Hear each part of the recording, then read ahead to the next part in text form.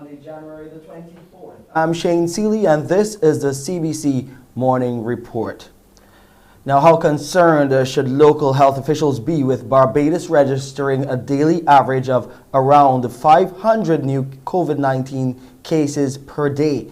The last three dashboards have shown the country with 1,600 new positive cases and 3 deaths. It's safe to assume that the actual number of new infections exceeds the record number by at least, or the recorded number by at least 1,000. So the question is, are we reaching the peak of the current wave?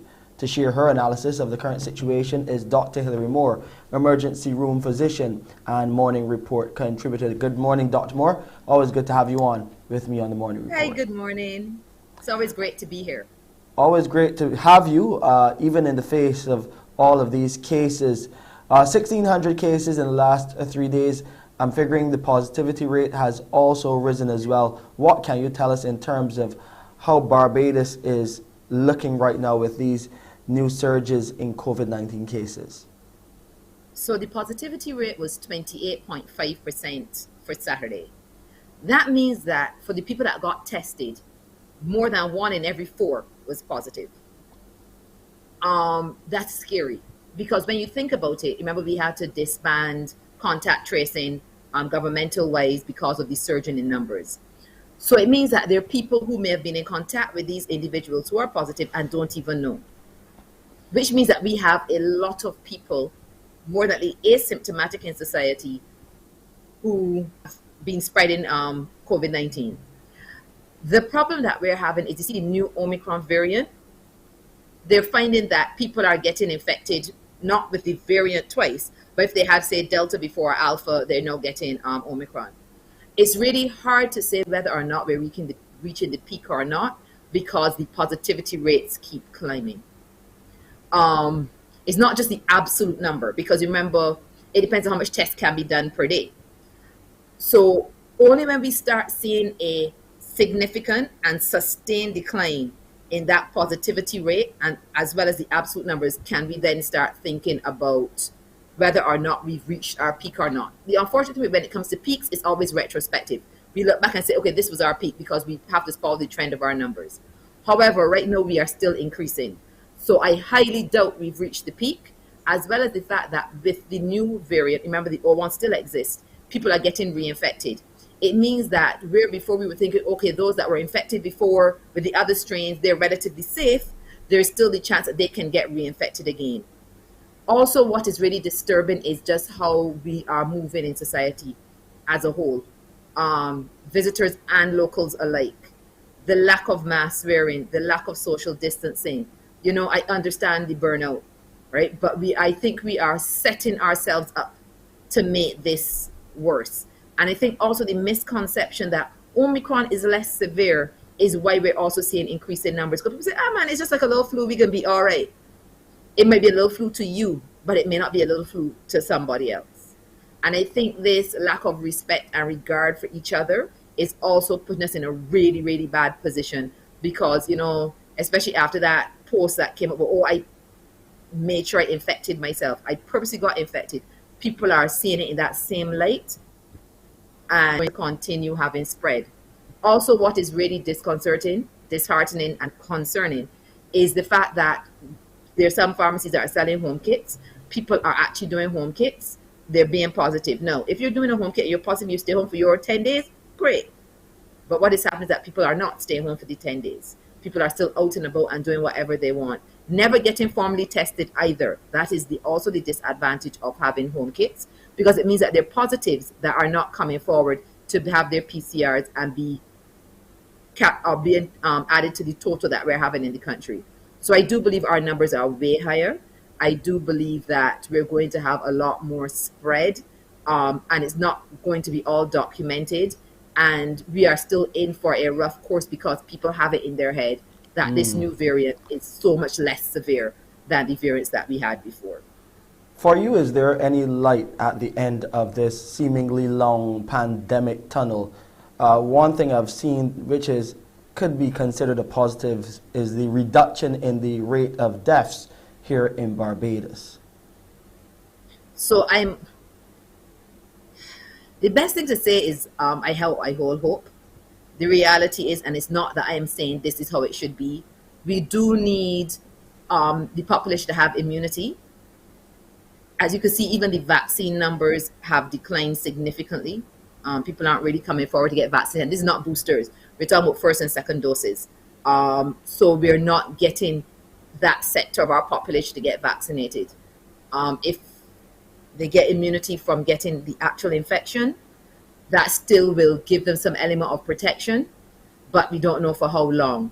So the hope is that if we can get the immunity rates higher, then hopefully we should be able to contain further future spread.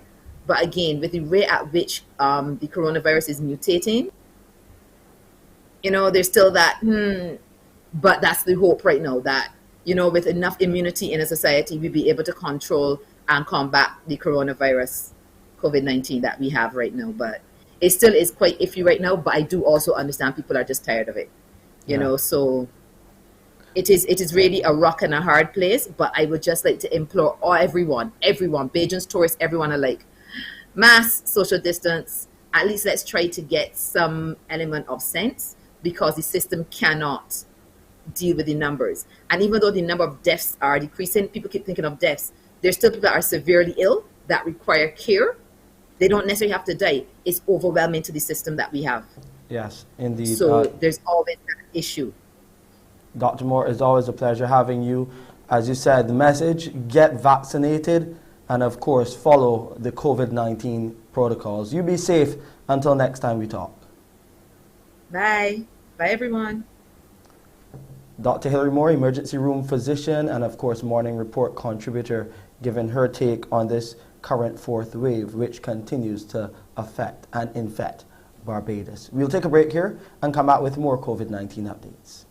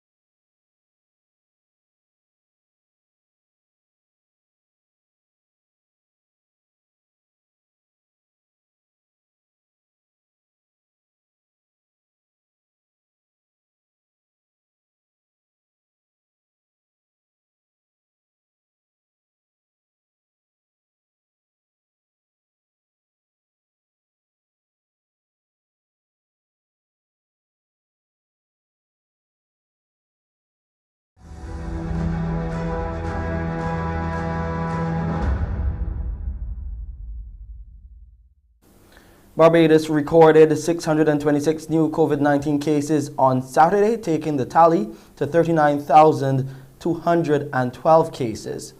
The new cases, 281 males and 345 females, were reported from 2,194 tests conducted by the Best dos Santos Public Health Laboratory. Of these new cases, 119 individuals were under the age of 18. There were 122 people in isolation facilities and 7,073 people in home isolation. The death toll has risen to 275 following the passing of a 91-year-old man at the Harrison Point Isolation Facility. Under the National Vaccination Program for COVID-19, 146,438 individuals are now fully vaccinated. Over in Jamaica, the Health Minister, Dr. Christopher Tufton, has pleaded to Jamaicans to get vaccinated, as some hospitals there reach 100% capacity for isolated COVID-19 patients. We have a report from CVM Television. Health Minister Dr. Christopher Tufton lauded frontline workers for their resilience following the ongoing strain on the healthcare system, with workers being absent after testing positive for COVID-19.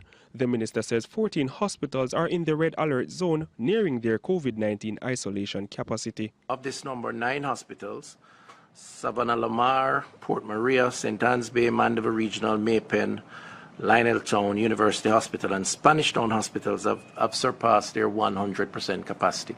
Dr. Tufton says despite the fact that everyone is susceptible to contracting the virus, it's important to get vaccinated. What happens after you get the virus? Hospitalization and the most extreme death is largely, overwhelmingly, almost exclusively linked to persons who are unvaccinated. And I don't know if this chart and if this message can be any clearer. You run a significantly higher risk of dying from COVID-19, particularly if you have other complications, if you do not have your vaccine. Meanwhile, the minister announced that the variant testing machine is now in operation. He says the machine has been in the country for some time. However, trainers were needed to get the process going. We do and hope to get another machine sometime in the near future. But for now, this machine will provide, I think, our own training and therefore a speedier response to how much of this strain is actually in the population. So I want to thank the Public Health Lab and the National Influenza Center and the University Microbiology Lab, the team that have been a part of this process of providing this instrument, and the team that are now involved in the training process. Over in Guyana now, the number of people hospitalized after experiencing the more serious or life-threatening symptoms of COVID-19 has been steadily increasing. However, what is more worrying, according to the Health Minister, Dr. Frank Anthony, is that many of the people hospitalized each have multiple illnesses and are unvaccinated. The majority of the persons who have been hospitalized would recover. However, what we are finding is that the persons who are becoming hospitalized now, they would have a lot of comorbidities. Some of them not just have one underlying illness, but they have several underlying illness. So we have noticed that pattern. And then secondly, most of the people who are now coming into hospitals have not been vaccinated. And of recent too, we have noticed a lot of elderly people who are coming into the hospital who are unvaccinated and with comorbidities. These are all risk factors, and because of that, we have found that a lot of these patients don't do too well, and they're at risk of dying if they get COVID. So these are the challenges that we have. And again, if there are persons who have not been vaccinated, I would really encourage them to go and get vaccinated. In the U.S. now, the focus on COVID-19 contact tracing has changed based on the significant spike in the numbers caused by the most recent surge in cases. We just can't reach everybody. Jermaine Walker has overseen contact tracing efforts in Wake County for over a year now. He says while thousands are testing positive each day, the team aims to call around 400. The state and the CDC is not recommending, doing that anymore because it's not making the greatest impact. Cases increasing as staffing decreases. In Wake County, the number of contact tracers and case investigators much lower than a year ago. And that is changing what it means to contact trace. We've kind of shifted from trying to pinpoint where someone contracted it, more to providing guidance and isolation, quarantine. How do we try and keep the greater good from getting sick? So instead of reaching out to everyone, they target specific settings like schools or nursing homes. It also means a stronger focus on pushing the vaccine. So we've all had a nice long weekend, but time to get back to the way things go on a Monday morning, especially at 6:30 when you join Pearson. For Morning Barbados, Pearson, how are things looking on the other side? You had to remind me it was a nice long weekend. Indeed, it truly was. We could make this a nice short week perhaps, but nevertheless, that's just a wishful thinking. Good morning to you, Shane. Good morning, everyone. When you join me at 6:30 this morning, in the month of January, we'll continue our look at the National Council on Substance Abuse, as it is traditionally Drug Awareness Month, under the theme Strong Families, Stronger Nation. Just ahead of another webinar, their final for this month, which looks at adverse childhood experiences and how that can impact treatment. So we'll talk to some members of the National Council on Substance Abuse about that.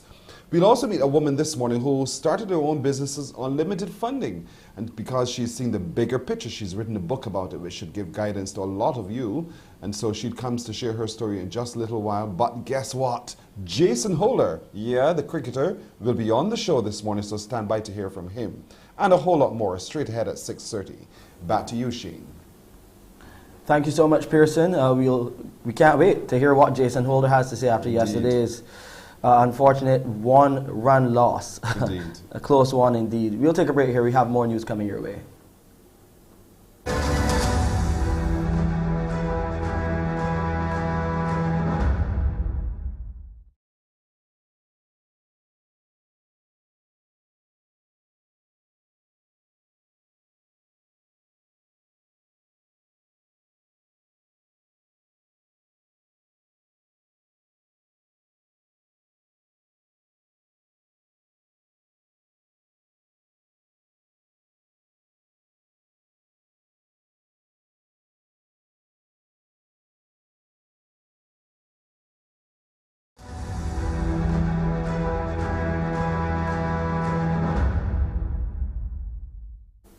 Coming on the heels of a recent snake sighting locally, there's a suggestion that the authorities should revisit the ban on the importation of snakes and implement stricter measures in a bid to curb the black market trade of the reptile. It's coming from the head and founder of the Caribbean Herpetological Society, Damon Corey. It was always my advice that the government should allow once again those harmless legal species, but in tandem with that, all the branch to the pet keepers, implement maybe some requirements and heavy penalties and fines if the pets escape, and also heavy fines and penalties for anyone caught in possession with any of the illegal species, because at least then the government could say, we allowed you to bring in these 3 or 4 approved species, so if you do not have any of those and you have something that's not on the approved list, you will be paying a heavy price for that. Cropover band leaders are still awaiting official word on the hosting of the Cropover Festival this year. That's according to veteran band leader and former president of the Barbados Association of Masqueraders, Chetwin Stewart. Mr. Stewart says while he understands it is difficult to predict the trajectory of the COVID-19 pandemic, plans should still be put in place at the earliest possible date. I say we should plan to have it, and then if it's not possible, you cancel it. But if you do not plan, and then you can have it where you are, you can't get anything done. So, but we should plan all these things. Everybody from overseas who's been calling me, asking me if they've been doing, I say yes. The reason why I say yes is because if I don't tell them yes, they can't book the flights. They're going to another carnival. CBC did reach out to the Chief Executive Officer of the National Cultural Foundation, Carol Roberts, but she was unavailable for comment. The Barbados Labour Party's representative for Christchurch East, Wilfred Abrams, is looking to continue his tenure by doing his best for his constituents. He gave the assurance during a special thank you service at the Sons of God Apostolic Church yesterday, where he and his team and his supporters joined the congregation. Do my best. I'm going to do my best for this constituency. I'm going to do my best for our country. I'm going to do my best for everyone that I come into contact with. Because it's not only Christchurch, these people that put me here. It's not only the voters that put me here. It is people from outside this constituency that helped to put me here. It is children that helped to put me here. Mr. Abrams also gave some insight into his plans for the constituency. There are a lot of things that we didn't get to do because health had the first draw on the public funds. There are a lot of social things in the community that we want to do. We want to put lights on all the playing fields. We want to upgrade the facilities. We want to provide more entrepreneurial opportunities. We want to have a vending hub in Christchurch East. We want to convert the pavilions to pavilion/community centers, have free Wi-Fi, have self-improvement classes. The 200 dogs that completed the historic refugee flight from Barbados to Canada last year have been settling in well in their new homes. One of the organizers and founder of Ocean Acres Animal Sanctuary, Kieran Whitaker, provided the update. She says many pictures have been shared, but one dog in particular, named Cookie, proved to be a hero and lifesaver for her owners. She never made it to a permanent home. That was her permanent home. She stayed with her foster. A foster fail. We love a foster fail. She hadn't been with the family very long. She was quite new. I think it was probably only a week or so that she'd been with them. And she was very, very agitated suddenly, and nobody knew why. And she was making such a fuss that was so out of character that they didn't understand what was the matter. And she was banging at the door and wanting to go out. And eventually they sort of thought, well, we've got to do something about this. So they took the dog out, and the dog kind of dragged them off, and the house blew up. So there was some kind of explosion, a gas explosion. So Cookie could clearly smell this and knew that it wasn't a place to be. Now, given the success stories of the 2021 flight and once feasible, the organizers are open to having a similar refugee flight in the future. It takes some doing, because you know how expensive that was. And that money, you know, again, could do an awful lot of other things.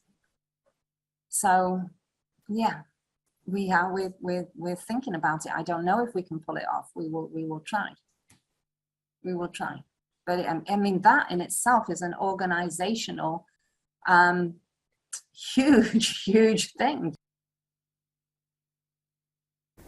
The Foreign Minister of Belize says his country and Barbados maintain good relations, and the CARICOM state looks forward to welcoming the Barbadian leader for the upcoming CARICOM intersessional meeting. That meeting is slated for next month. The Foreign Minister from Belize has congratulated Ms. Motley and the Barbados Labour Party on their recent landslide win at the polls.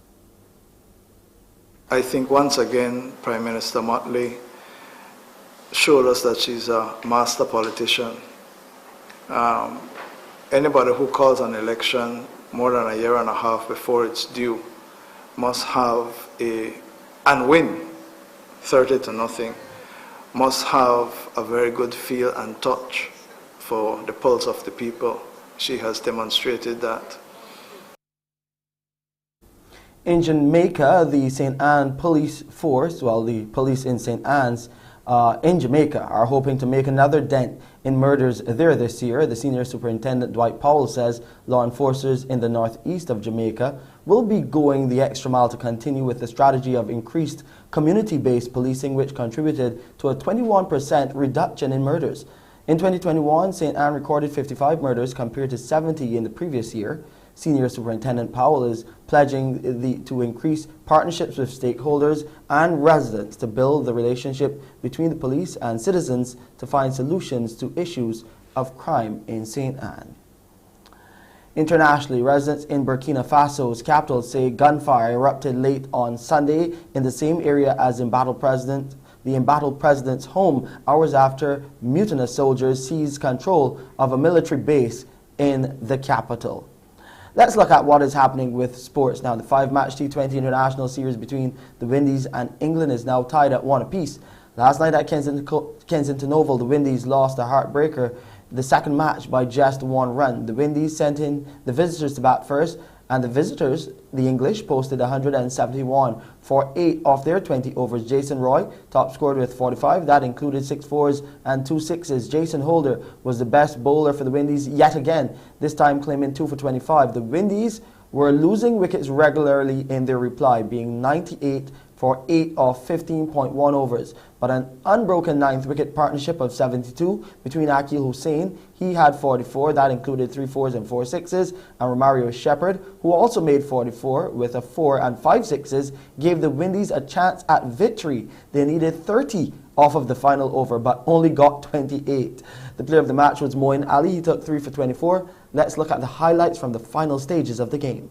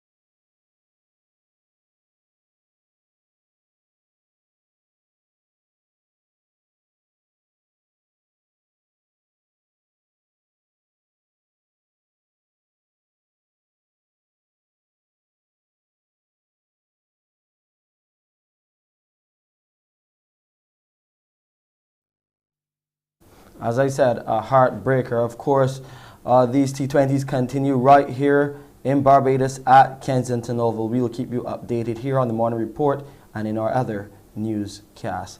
Let's take a quick look at the weather now. It's nice and cool on the outside as you would expect at this time, with the current temperature around the 25-degree Celsius mark. The high expected today will be around 28 degrees Celsius, the minimum 24. It wouldn't be that was earlier this morning. As we go throughout the day, you can expect some precipitation later on. The sun will set at 5 minutes to 6 this evening. You know it is getting darker earlier at this time still. The relative humidity stands at 77%, and those winds are coming out of the east at about 27 kilometers per hour. And that's it for today's edition of the CBC Morning Report. I will have your CBC Midday News, CBC Newsday, so you can look out for more updates and details during that newscast. I'm Shane Seeley. Up next, Pearson Bowen with Mornin Barbados. Wake up, wake up, wake up, wake up. Barbados, get up. Good morning, Barbados, good morning. Good morning to you. Good morning, morning, morning, morning. Good morning to you. Good morning, morning, Barbados, good morning. Good morning to you. Good morning, morning, Barbados, good morning. Wake up, wake up, wake up. Morning to you. Monday morning to you. Good morning, everyone. Welcome to Monday. Welcome to Morning Barbados. I am Pearson Bowen, welcoming all of you here on the island as well. Thank you for watching and waking up with us bright and early on the weekday mornings. And for those of you across the globe as well, thank you for joining our YouTube stream and also our stream on our Facebook page. Remember, our Facebook page is Mornin Barbados. Like our page, we interact there and you interact there as well. We love it when you interact. But of course, we post everything we do there. So if you just want to check it again, that's where you go, to our Facebook page, Morning Barbados, and thank you indeed. Now, today is the 24th of January, 2022. Yesterday, one of my sisters, Hyacinth, she celebrated her birthday. Congratulations on that anniversary, Hyacinth. Celebrating indeed. Her celebrations continue today. But if you do recall, earlier in the month, around mid-month, I told you of a story of 3 babies born in the month of January in a place known as Hope Road, St. Lucie. Michelle celebrated hers, I celebrated mine, and then there's this one. She's now a senior citizen. Kathy Joseph, good morning to you, Kathy. Indeed, as you celebrate today, all the very best. She's going to strangle me the first opportunity she gets. But the 3 of us, we grew up together as friends, and we've had a whale of a time thus far. To this day, we're still friends. So Kathy Joseph, enjoy your day. Happy birthday indeed to you. And to everyone else who is celebrating some milestone of some sort, be it an anniversary or a birthday, congratulations. We can only wish you the very best here from Morning Barbados. Speaking of milestones, the 95th anniversary of the Seventh-day Adventist Church at Mile and a Quarter will be marked this year. And so a couple members of the organizing committee will join us to share with us about the year-long activities in recognition of that significant milestone, 95 years. I was racking my brain trying to remember where the church originally was, if it was on that said spot that it is. But they will clarify that for us as they join us a little later on today. What do you know about metaverse? Yes, I said it, metaverse. I know for a lot of you it's an education in itself. And so the Caribbean Telecommunications Union has begun its effort to bring it to greater awareness to all of us in the region. Metaverse, the whole concept of the metaverse, and ICT in education. We'll be joined by them too to talk more about that as we equip ourselves for the opportunities they claim that abound when one engages in the metaverse. But let's get started by taking a look at the continuing work of the National Council on Substance Abuse. Happy to be joined this morning by the manager of the National Council on Substance Abuse, Betty Hunt, and one of the substance abuse prevention officers, Paulavette Atkinson. Good morning, ladies. Good morning. Good morning, Pearson. Good morning. Good morning, Barbados. As always, so wonderful to see both of you, Paulette, my friend. I know you've come off such a year of activities, Paulette, yourself. I don't know how you have the energy to sustain it in this year and in this month, but it's so good to see both of you. The theme this year is Strong Families, Stronger Nations. I think we get that. But starting with you, Betty, why was that chosen as the theme? What are you hoping to achieve by that theme alone? As you said just now, this year has been, and the last year really was very traumatic for a lot of families. And we were no exception. This is something that was happening internationally. And we felt that we needed to focus not so much on the individual with regards to drug use, but also the impacts on the family. A lot of the time, the family is left out. They provide the primary support. They're the persons who are also going through the journey with the drug abusing individual. And so we thought that this was necessary to include them in a very targeted way in our interventions this month, and this will continue throughout the year actually. So we thought that just instead of focusing on the individual, there's a lot of information out there about finding treatment resources, about help. We thought we would embrace the forgotten, as it were, population, which is the family, who also walks the road with the substance abuser.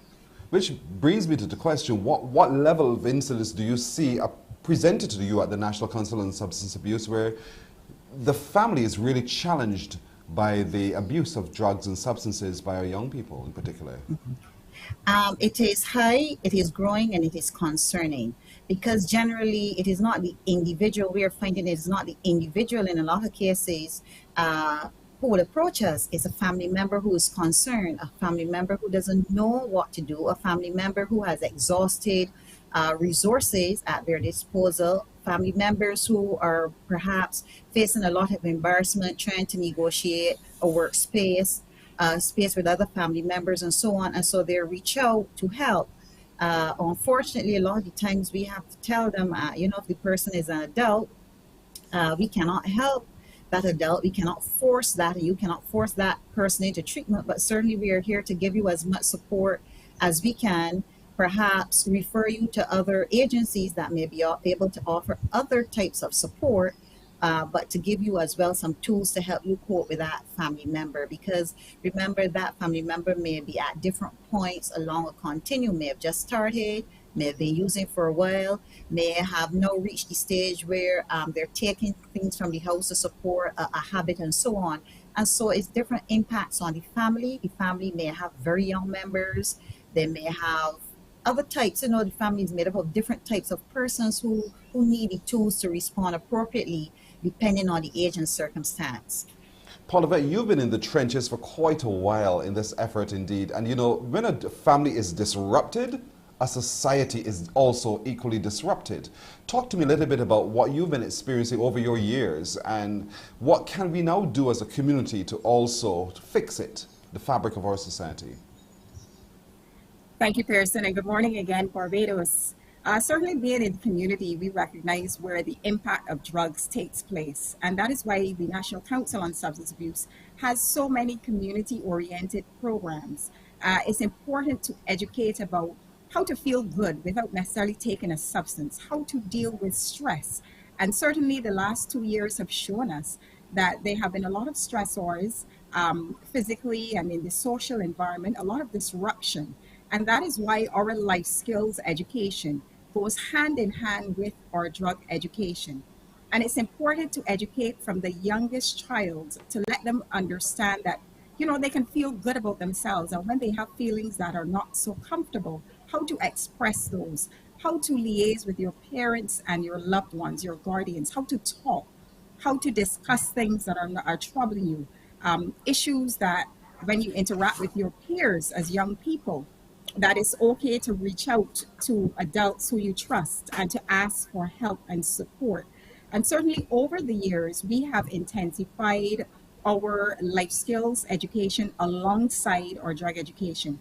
And sport is one of those activities that is very important in building self-esteem, in building life skills such as resilience, even helping people to understand that sometimes when you're stressed, it's okay to just walk, to get involved in an activity with your family or with other team members. And that can make you feel good.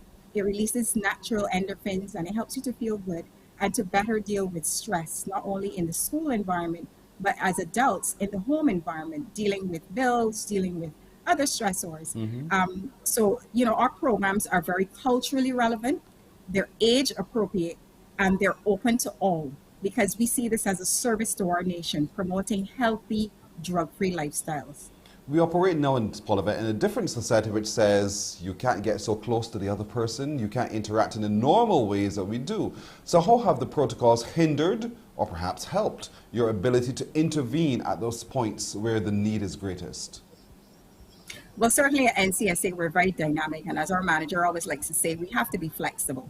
And over the last 2 years, we have embraced technology even more, working alongside other agencies like the National Sport Council, the Probation Department, working in counseling to offer support. So we've taken a lot of our programs online, and given the protocols in terms of social distancing and so, it has allowed us to reach out to national audiences and to provide that level of information and support in a timely manner. So people don't necessarily need to come to the physical office. At the click of a button, they can go online and they can access counseling. They can be heard. They can be given accurate information. We can also offer referrals to other agencies for persons who may need more in-depth support in terms of treatment. And also, as it relates to education, like with the Ministry of Education, we have taken our programs online. So my colleagues and I were involved in educating school children at the primary level. My colleague, Mrs. Greenidge, she's very dynamic. She has a number of programs. We've also endorsed other newer IT platforms such as Nearpod, which allow us to harness a lot of the other social media tools into our education. So it's more exciting, it's more fun, but we're offering the education in real time to larger audiences, and also persons can access support. So the pandemic really has not hindered us. It's actually enabled us to expand our programming in new areas and offer tools that are very timely and relevant. That's fantastic to hear. Folks, you can go to the website ncsa.gov.bb to learn and to know more about what we've just been talking about. Now, Mrs. Hunt, you know, we've been looking at what you've been doing in the month as well. You've been offering a range of webinars, which have all been equally exciting. What have been the responses to the webinars and in anticipation of tomorrow's webinar, which we're going to get to talk about in just a moment? Tell me about that. The response has been phenomenal. I think, one, the timing of the webinars later in the evening has been great for a lot of people who still are going to work and commuting home. We had one ours last week was in the morning, and that was phenomenal too. I think what has been interesting about the webinars is that we've taken old topics and presented them in new ways. And so people are able to connect with what is happening. And so we get feedback throughout the webinars. It's constant, even after the webinars. Persons have asked us if we can repeat webinars, but the response has been actually fantastic. What it has shown us is that there is a need. People need an outlet to be able to voice concerns, to be able to share stories and experiences. And I think what this will do is will help bring this whole issue of substance abuse from under the carpet. To start normalizing speaking about issues which occur as a result of substance abuse, start normalizing helping people to seek help and to join groups that can offer the best possible support for them. But the response has been phenomenal. I am impressed, and I really have to give kudos to staff members who have worked really hard behind the scenes to ensure that our webinars go off without a hitch. And you're right, yes, our next webinar is scheduled for this Wednesday morning. Indeed, because you're looking then at adverse childhood experiences. I like the theme. I said that wrong, but you get the idea. I think the theme is so important. I like the fact that you're looking at adverse childhood experiences, connecting childhood trauma and addiction. Because oftentimes we don't take the time to link how what we see today has been impacted by what happened before. And let's talk a little bit about why that particular subject is so critical and what we can expect when we engage in that subject. Paulavette, let's start with you. Tell me a little bit about what that subject means and why this webinar is so critical that everybody, as many people as possible, engage. Yes, Pearson, it's important. We welcome everyone to log on tomorrow at 10:30 because it's important to recognize how past experiences and feelings, emotions impact behavior, and how there is a correlation or a connection between what happened long ago and how people deal with situations now, and even what they do to cope. And therefore, in this particular instance, we have been more so targeting not only the public at large, but in particular parents, because our families and especially our parents hold such a special role in relation to nation building. And a strong family does generate stronger, more resilient children, people who are able to deal with stressors and adverse experiences, and to recognize that they can reach out, they can say, look, I'm not feeling well, this has affected me, I need help, and it's okay to ask for help. And that is what it's all about. Acknowledging that, yes, we have had negative experiences, but how do we deal with them effectively so that we can be able to get the support that we need and the help that we need to move through and past that, and to get back to a level of productivity in our lives, family-wise, in the community, and continue to be productive, healthy citizens. So it's how do we connect those instances from the past with the present, understand how they have disrupted and impacted us negatively, but then being able to gain to gain support and be able to learn new tools to cope effectively without resorting to substances, and being able to pass from those negative experiences into more healthy and productive ones. So this is where our support extends, and certainly those partnerships with other organizations working in prevention, education, and treatment is so vital. So we do encourage everyone, especially parents, to log on tomorrow at 10:30 to be part of that wonderful webinar experience. You're quite right, because, if we're going to enjoy a taste of tasty sweet bread, we have to put our hands in the flour. We have to acknowledge we're going to get messy. It's going to get a little bit messy. So confront the messiness of it, because we're going to build a beauty and enjoy the best of it at the end of it all. So tomorrow's webinar gives us an opportunity as a community to look into the mirror, confront it for what it is, and then find those strategies so that we can cope. And it is tomorrow at 10:30 in the morning, ladies and gentlemen. You need to register in advance. You need to register in advance by going to the website ncsa.gov.bb and register. It's going to be on the Zoom platform. As we have the poster there, we'll post this also on our social media platform, so you see all of the meeting details. But we want to encourage as many of you as possible to do so, whether you have had an individual in your particular family who has themselves been struggling with drug abuse or not. The fact that they live next door impacts you. And so as a stronger society, as a stronger nation, each of us needs to play our part. And so the webinar is for all of us. I know there's capacity, and so, the sooner you log in, the sooner you get in and benefit. It can't be open to any and everyone, come who may. So register as quickly as possible so you secure your seat. And I know, Mrs. Sutton, you're so happy with the team who has worked on these series of webinars, and it's good to hear that the possibility exists that it will continue. Hint, hint. Yes. We've taken the hint. This is just the first. Of course, it's more concentrated because it is Drug Awareness Month, but our theme goes through the entire year. And I'm also happy to say that our partners in the drug prevention and addiction fields, they too have joined in.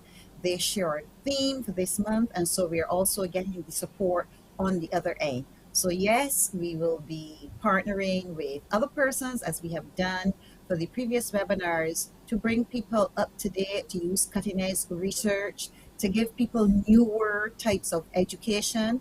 Of course, as the science grows, prevention science grows, we keep finding out there's no single targeted approach. We need to keep using a reinforcing set of strategies at home, in the workplace, at the community level. And so we will be out there educating, answering your questions, reassuring families. So please feel free to reach out to us via webinar or call us at our office, and we'll be there to assist. I like the fact that it feels almost like there's a fresh breath breathed into the NCSA, and it feels good. And right here at Morning Barbados, you know, we'd love to be able to work along with you. As after all, we are also a part of this community. We are also a part of this society. We have our family too, and so we want to be able to assist where possible. So do reach out to us as well. I'd like to give you an opportunity now to really say thank you to those who've worked with you throughout the month and who's worked with you throughout the year will continue. So if you can identify them and say thank you, because it's important, I think, to recognize when people have stepped up to be a part of the cause. You're absolutely right. And that is something I want to say, first of all, that we've started reinforcing at the NCSA itself. We've moved from just criticizing, providing that sort of feedback. But I am happy to say that I have seen staff grow and staff encourage each other with each of our activities. So that has been critical with this new breath of fresh air that you're seeing. I want to thank our board. I want to thank our corporate sponsors who have jumped on board, especially if you give me a minute, Pearson.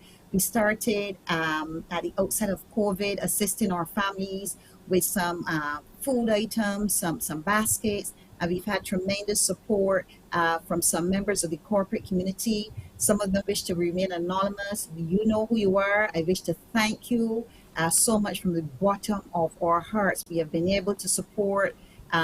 We grew from like 8 families to about 30 families at Christmas with some food hampers. As much as we do our drug education prevention initiatives, people have to be ready to receive those interventions. And a lot of the times, people's basic needs are not being met, and that hinders them from coming forward. So the provision of these basic food items and so has helped a lot of our clients and their families along the way. So I want to thank you. I want to thank our governmental partners who have reached out to us, who have responded a lot of times at short notice, because a lot of things we've planned, we had to turn on a dime because of public health protocols that have been implemented because of other circumstances that have intervened. So I want to thank our partners who have responded and responded without question. I want to thank our board. Nothing was possible without them.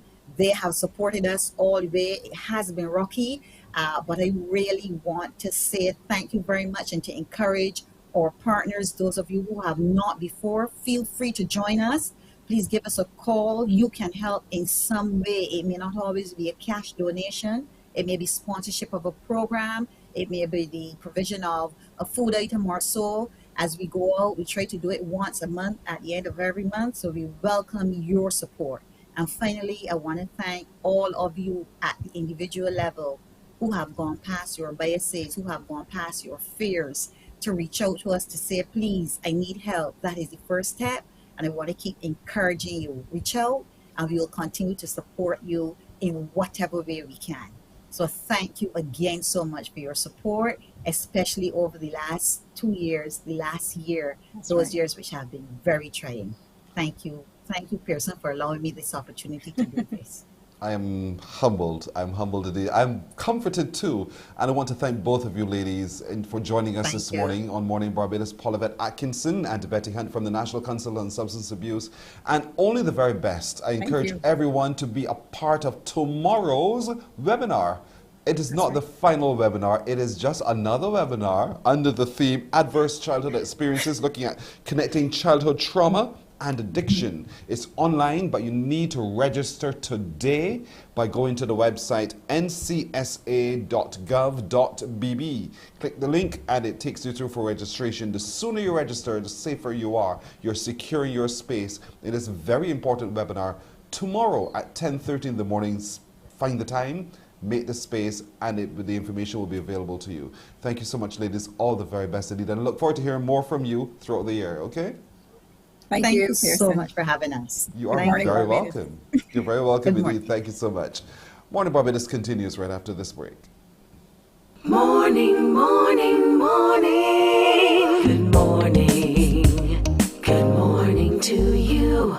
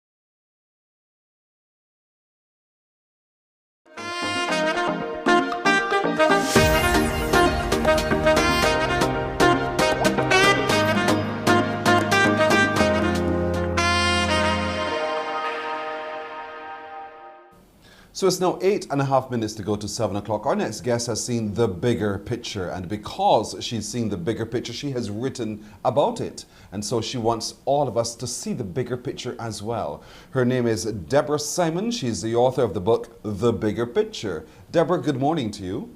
Good morning. Thank you so much for joining us here. Welcome to Barbados, by the way. Thank you very much. You're welcome indeed. How has it been so far for you? Oh, it's been a tremendous experience. I've traveled to the island twice before, but this time I've been here for the past 3 months, and it's been a tremendous experience. I've been able to travel all the corners of the island so far. So yes, thank you. That means by now you should know the road network very well. That's all right. So you've seen the bigger picture. You understand what Barbados is. But in your life as well, you've also seen the bigger picture. You tell the story of having started your business on limited funding. And so now from that experience, you want to be able to help others achieve what you've been able to achieve. Give us an idea of what it is that you've started, your challenges then, and what that bigger picture was for you. Absolutely. So I've been a business owner now for 18 years. And back then, I was a single parent of 2 children and I had limited funds. I think when I started my business, I had about £300 in the bank. But I had a vision. I majored in social care, and my passion is always about bringing children to the next stage and supporting them to get to have their full potential. So, back then I started a day nursery business. It was also on, I had media coverage also in the UK because I had an insight of transforming a petrol station site into a day nursery. I built a purpose-built day nursery in a very challenging area, so I would be able to give children that are coming from less privileged backgrounds an opportunity to learn and develop. When you think about it, that must have been so scary. £300 was all that was in the bank at the time, but you were determined to do this because you wanted to give. And you saw for you then the bigger picture, which was attaining that goal of being able to give and provide a space for children. What's the lesson in that experience that you think we can all gain from that experience? Just that sometimes, we're put off by obstacles that come our way, but I always focus on the end goal, and the process was the learning curve. So, going through the challenges, at the very beginning, I wasn't even aware who owned the site. So that was, I had to undertake research to find out who the owners were so I could approach them. So the biggest goal and the biggest sort of learning lesson that I learned is that if you have a dream and you want to fulfill your purpose, is always focus on what the end result's going to be. The challenges that come in the middle are what they are, they're challenges, but you also need to look at how you resolve those challenges and look at it from a resolving point of view, rather than, a lot of people can allow fear to hold them back, and then they, have limiting beliefs. But, you just have to have confidence and courage to believe in yourself, and, and you then can take things to the next stage. Don't be frightened of developing yourself and learning more about the industry that you want to go into. There are many things that would hinder one, though, because sometimes the cultural norms themselves would keep you back. The perception of a woman going forward, a single mother, even so. All of those things factor into why one sees it as a risk and as a consequence would step back. But you're saying, no, see the bigger picture. See why you exist and why that picture is yours to complete and go after it. Is that what you're saying in the book? Exactly, because in my book, my thing is always about giving back as well. So I kind of reached a certain position within my sort of journey in business, and I actually wanted to ensure that I gave something back and tried to encourage and inspire other women and men as well with my book, to say to them that even if you're coming from very humble beginnings, you can actually do this. You know, you just have to believe in yourself. We all have our inner fears, but, you know, feel the fear, but do it anyway. Mm-hmm. Is your picture complete, or is there more to your big picture? Okay, so whilst I, you know, obviously I built my nursery, so my nursery is purpose built. And since then, I've entered into the world of property and real estate. So I've become sort of like, I've got a portfolio of properties, and I've also now become a developer as well, a property developer. Well, you're becoming quite a mogul, quite a mogul.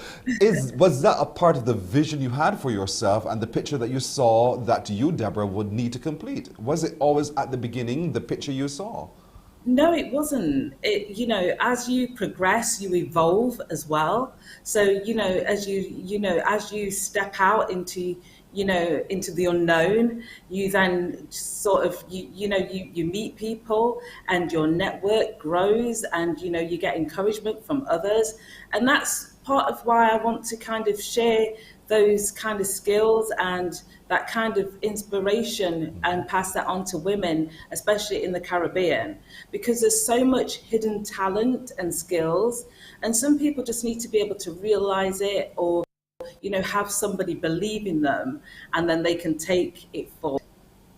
You know, purpose has to also be a part of your driving factor, I suppose. You have to know what your purpose is, and the purpose behind why you're fueled in the way that you feel equally fueled. So it sounds like as if it's going to be a really very all-encompassing book that it tells your story, but it also shows the guide towards the success that you've been able to achieve. The book is called The Bigger Picture.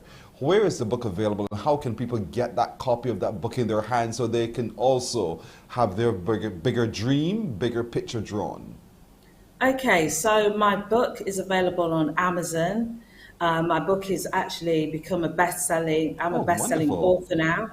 So, you know, and it's available on Kindle. So if people want to download my book, they can do.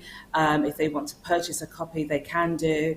I also would like to, you know, I'm returning back to the UK shortly, but I also would like to probably come back and do sort of a book signing. So, you know, I'll keep sort of like that day of book signing will probably be in January 2023. So, you know, I'll try and keep people posted in terms of when I'm going to return back to the island. And if it's sooner, then that's fantastic, because I love Barbados. It's beautiful. I absolutely love it. You know, my intentions are to come back to the island, and also I can do it from the UK, is to run workshops for women in Barbados. So that, you know, they can access information, they can upskill themselves. You know, there's so much sort of diversity in people's skills these days. And, you know, my purpose is about lifting children up, and which better way to do that by them seeing their parents in roles and positions that they can copy, and they can progress themselves when they get older. Absolutely. I concur. I fully concur indeed. And thank you for being such a wonderful ambassador for Barbados. You think it's an absolutely beautiful island. We do too. And I want you to tell everyone about us indeed. Folks, you can send her an email to debbiesimon.live@gmail.com, debbiesimon.live@gmail.com. You can send your emails there to make any request of her, or you can go online to Amazon. It's an Amazon bestseller. Who would have thought, right, Debbie? Who would have thought? This book, written by this little lady with just £300 in the bank when she started out, would be an Amazon bestseller. And so it is available to all of us too. And it's also in soft copy. You can get it downloaded and you can read it everywhere you go. It's called The Bigger Picture by Deborah Simon. I'm calling you Debbie already. Deborah Simon. Just saying my book, like my friends call me Debbie. So. There you go. Because I feel so comfortable with you. That's why it's so important indeed for me to draw the line, because I'm still doing the job. But to you, Debbie, I want to say thank you so much for joining us this morning. It sounds as if it's going to be a great read. And it sounds as if it's also going to be quite inspiring to quite a number of people. And though you want to be able to enable women, you're enabling men as well. So it's a book that is available to everyone who wants to reach their success and to attain it in a way that fulfills their purpose as well. It's called The Bigger Picture by Deborah Simon. Deborah, thank you so much for joining us. Have a safe flight back. Come back really, really soon. And I wish you only the very best as you channel your energies into the next stage of your business. Thank you. Okay, thank you so much for inviting me to meet you and to speak on this platform. You're very welcome. Thank you. You're It's very been an welcome. absolute pleasure. You're very welcome. Morning Barbados takes a break here. We're coming back with the news right after.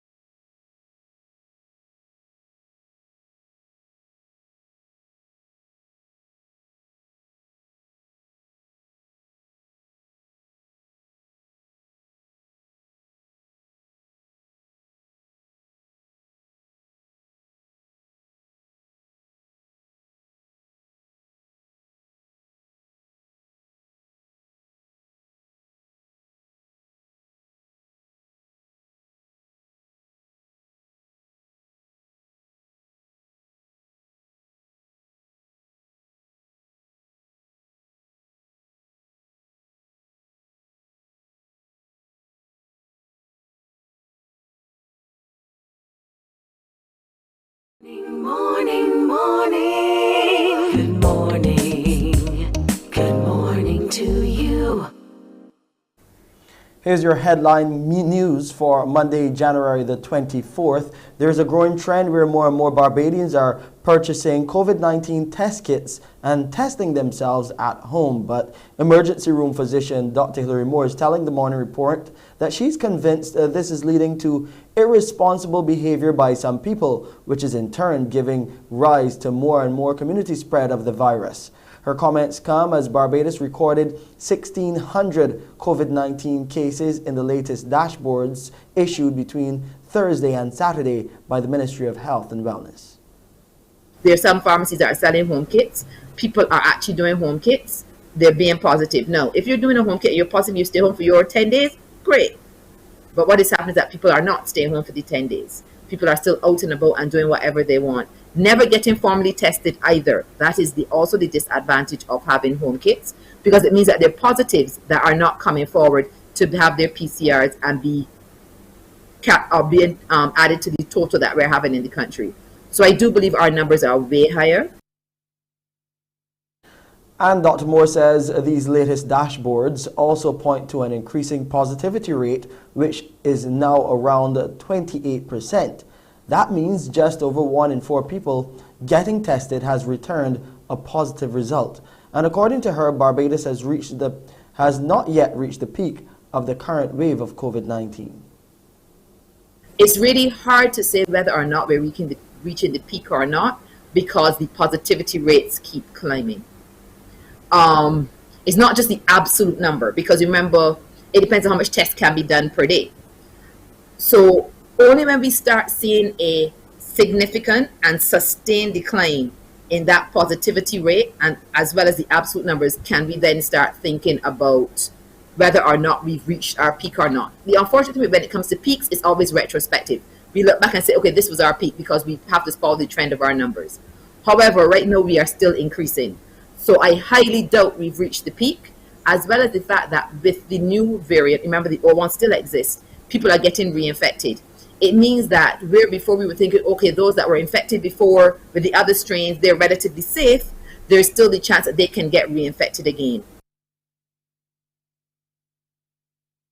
Meanwhile, we hear Barbados recorded 626 new cases of COVID-19 on Saturday, taking the tally to 39,212 cases. The new cases, 281 males and 345 females, were reported from 2,194 tests conducted by the Best dos Santos Public Health Lab. Of these new cases, 119 individuals were under the age of 18. There were 122 people in isolation facilities and 7,073 people in home isolation. The death toll has also risen to 275 following the passing of a 91-year-old man at the Harrison Point isolation facility. Under the National Vaccination Program for COVID-19, 146,438 people are now fully vaccinated. Crop over band leaders are still awaiting official word on the hosting of the Crop Over Festival this year. That's according to veteran band leader and former president of the Barbados Association of Masqueraders, Chetwin Stewart. Mr. Stewart says while he understands it is difficult to predict the trajectory of the COVID-19 pandemic, plans should still be put in place at the earliest possible time. I would say we should plan to have it, and then if it's not possible, you cancel it. But if you do not plan, and then you can have it where you are, you can't get anything done. So, but we should plan all these things. Everybody from overseas has been calling me, asking me if they're doing it. I say yes. The reason why I say yes is because if they don't tell them yes, they can't book the flights. They're going to another carnival. An effort so far to reach the NCF for comment have proved unsuccessful. The Barbados Labour Party's representative for Christchurch East, Wilfred Abrams, is looking to continue his tenure by doing his best for his constituents. He gave the assurance during a special thank you service at the Sons of God Apostolic Church yesterday, where he and his team and supporters joined the congregation. Ms. Abrams gave an insight into some of the plans for the area. Things that we didn't get to do because health had the first draw on the public funds. There are a lot of social things in the community that we want to do. We want to put lights on all the playing fields. We want to upgrade the facilities. We want to provide more entrepreneurial opportunities. We want to have a vending hub in Christchurch East. We want to convert the pavilions to pavilion/community centers, have free Wi-Fi, have self-improvement classes. And that's your headline news. I'm Shane Seeley. It's back to you, Pearson. All right, Shane, thank you. Our time is 9 minutes after 7. We'll take a break here. When we come back, we have our good decision of the day, plus a chance for you to spot the location. Stay with us. Morning, morning, morning. Good morning. Good morning to you.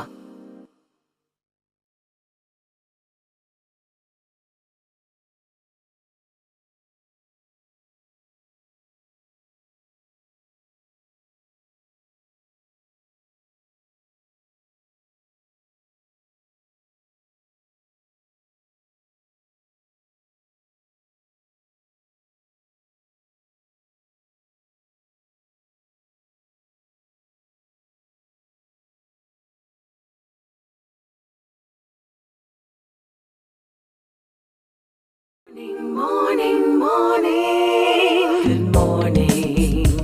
Good morning to you. 10 minutes after 7 o'clock, time for us to give you our good decision of the day. Perhaps something you can hold on to that you could use maybe to help you as you traverse your day today. Your good decision of the day says daily health moments at the breakfast table. It is tempting to skip breakfast if you're running late or not in the habit of preparing a morning meal. However, eating a nutritious breakfast will boost energy and prevent you from becoming ravenous later in the morning and possibly binging on sugary or processed foods. Even if you do not skip breakfast, you might be in the habit of pouring yourself a second or third cup of coffee, especially if you're feeling sluggish.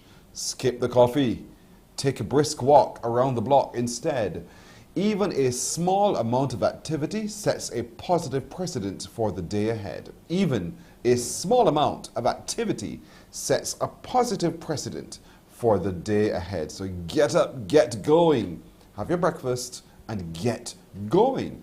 It will set the pace for your day ahead. It will do the body good indeed. Now, want to do this with me? Yes, indeed. I hope you do. We'll take the break and we'll come right back with more. Morning, morning, morning.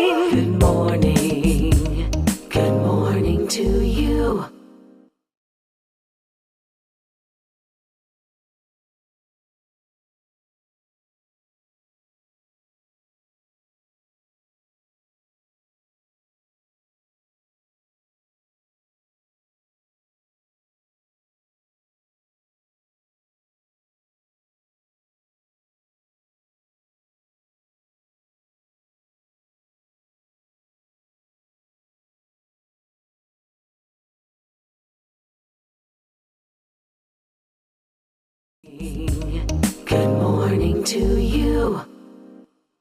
All right, telephone time. Telephone time 228-5562 or 228-5563. The numbers to call to guess the location.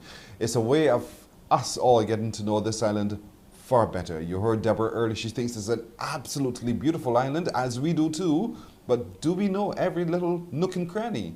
Can you tell me where this mural is? Look carefully. Let not the background picture fool you. I can see the little edges that give you a hint. So, where is this mural? Where is this mural? 228-5562 or 228-5563 works of art across our community. Where is this mural? Where is it? 228-5562 or 228-5563. You may have driven by it before, perhaps. Perhaps you have not. And perhaps today is the day you go in search of this mural. Where is it? 228-5562 or 228-5563. I know it's going to be a little bit difficult for some of you, because some of you don't take the time every day to go around, or perhaps on the weekend when you have some time to drive around our countryside, drive around this island and see what is, and not just stick to your one little community, because in exploring you'll discover.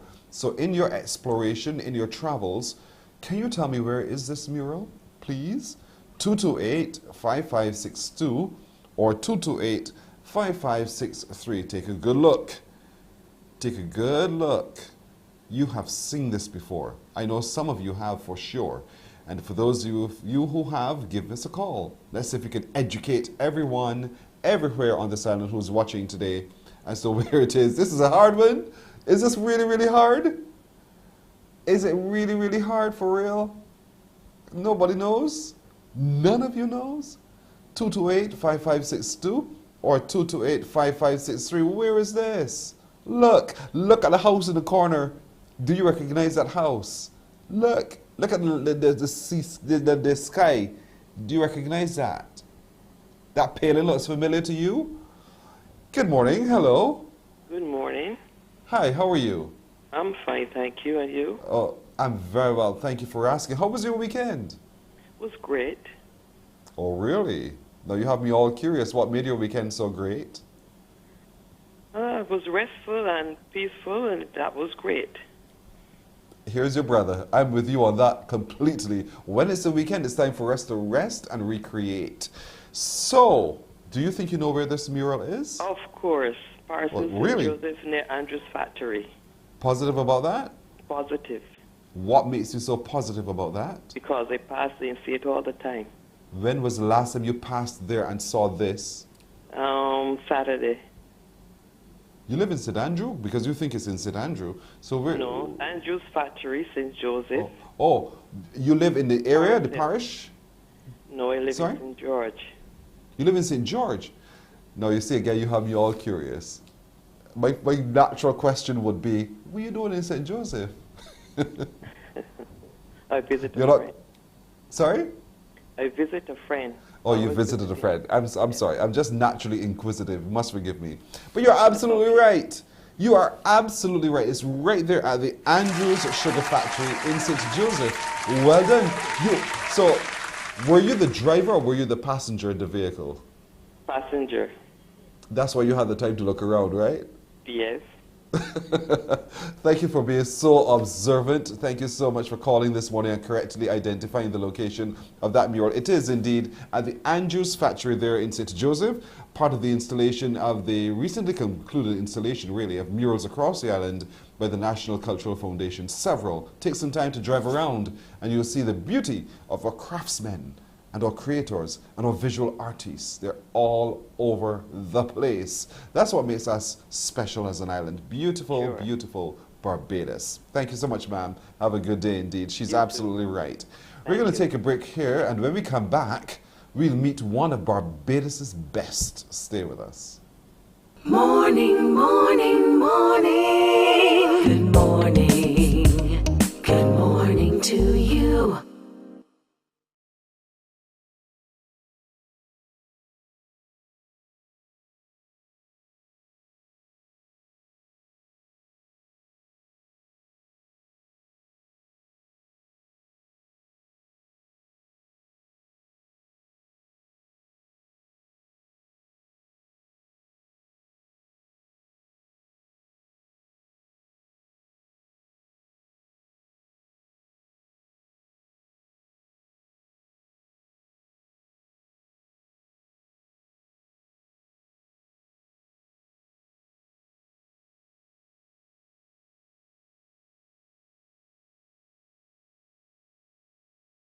Morning, morning. Good morning.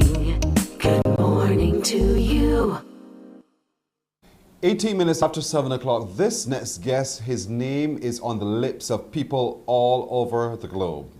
And certainly it being all over the globe means it does this country good as well, and it does the region good too.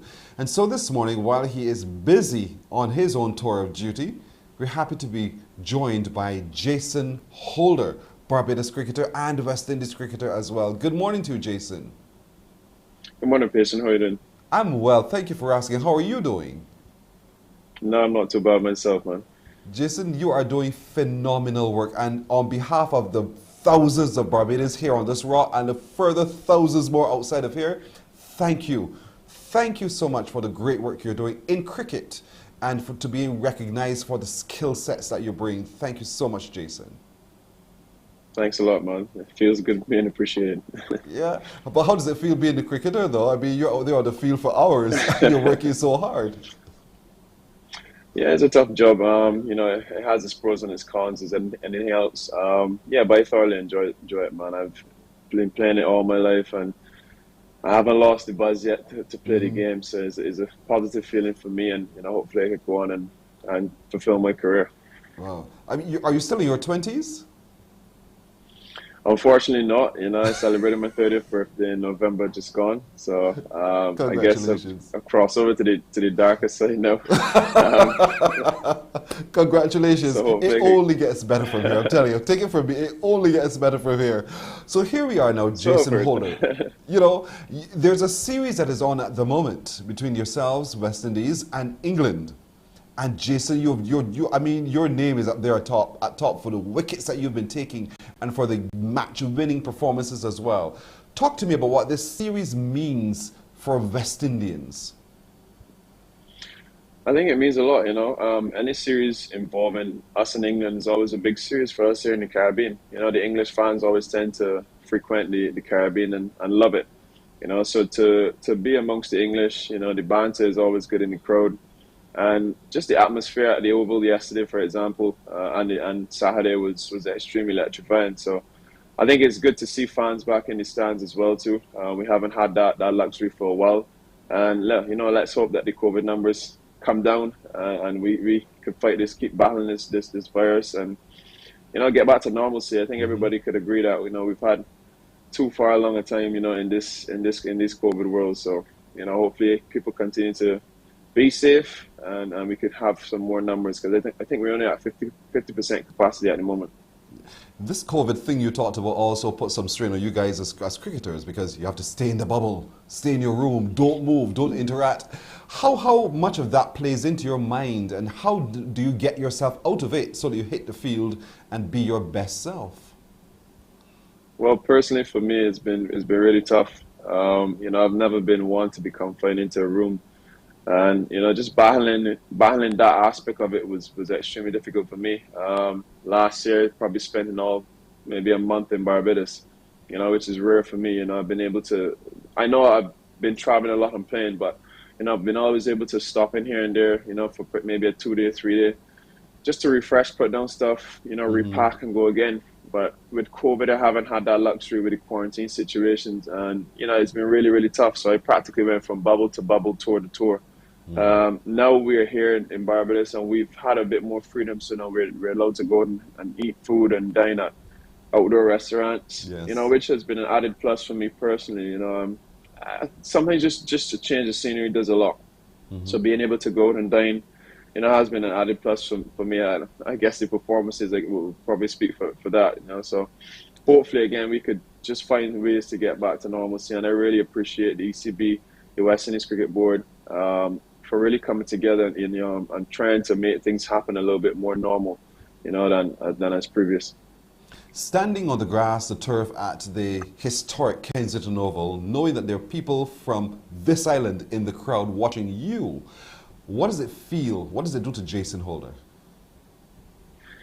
You know, funny enough, when we were driving down to the first game on Saturday, you know, I quite didn't know what to expect, you know, but when we got to the Oval and we saw the lines and we saw the atmosphere, just everybody lining up trying to get into the Oval, it just created that buzz for me. You know, I suddenly, it almost felt as though the hairs on my hand were just raising, and then, we walked into the facility and went up to the dressing room, and then just looking out from the dressing room onto the field was an absolute.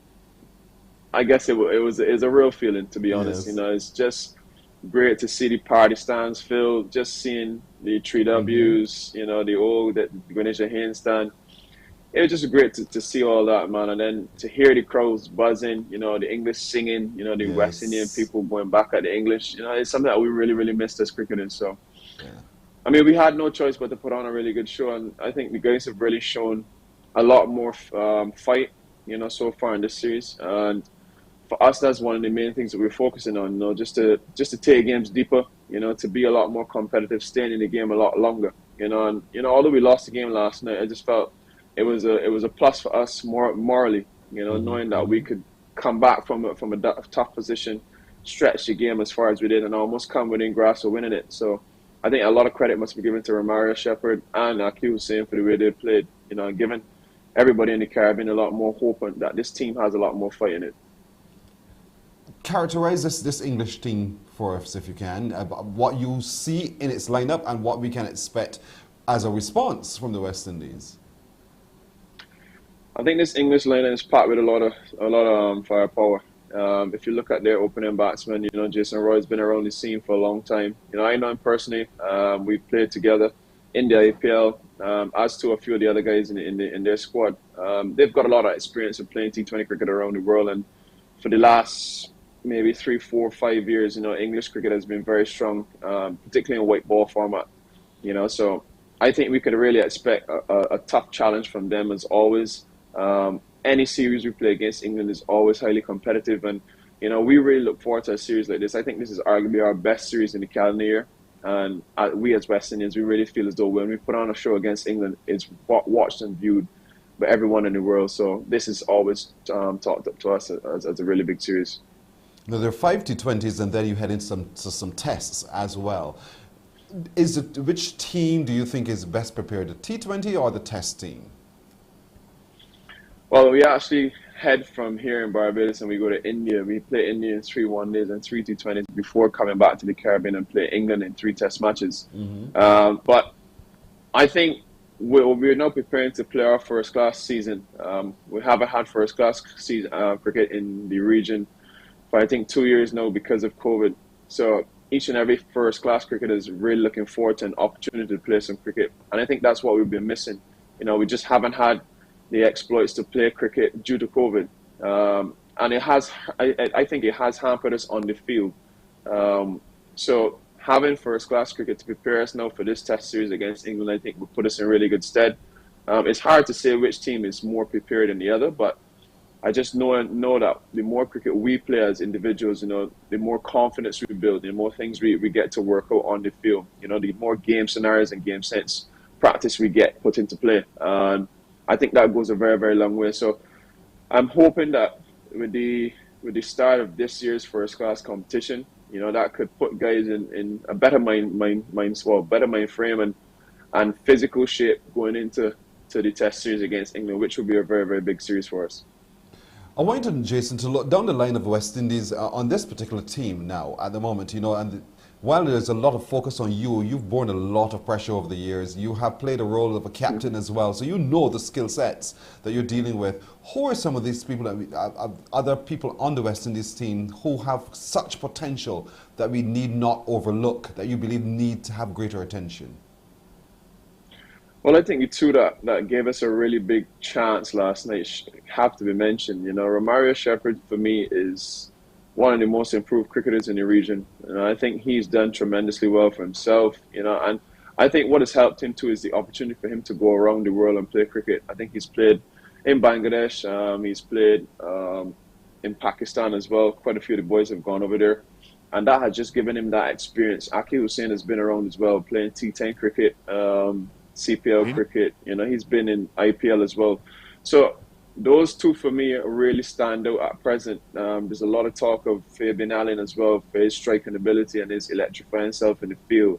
Oreen Smith is a young talent for us, and he has, again, a lot a lot of firepower as well. He bowls fast, you know, he strikes the ball a long way. So those are some very, very good youngsters that we have. I don't want to mislook Shimron Hetmeyer. For me, he's my favorite young, exciting talent in terms. And Nicholas Puran obviously packs a heavy, heavy punch. So I think that crop of our youngsters in the team at present has to be the guys we really build our squad around. You know, we've still got some senior players, I guess, like myself, Polly, the captain. But you know, I just cross over to the darker side at age 30. So